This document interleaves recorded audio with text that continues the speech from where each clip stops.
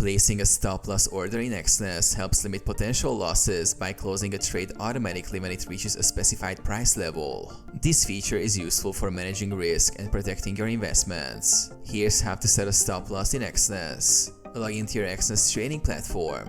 Open your MetaTrader 4 or MetaTrader 5 app, desktop software or web terminal and log into your Exness account. Open a new order or modify an existing trade.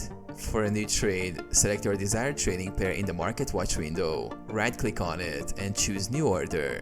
In the order window, specify your stop-loss price. For an existing trade, go to the Trade tab in your terminal, right-click on the open trade you want to modify and select Modify or Delete Order. Set the stop-loss level. Choose a stop-loss level that aligns with your risk tolerance. If it's a buy order, the stop-loss should be set below the current price. For a sell order, set it above the current price. Confirm the stop-loss. Click Modify or Place Order to confirm your stop-loss.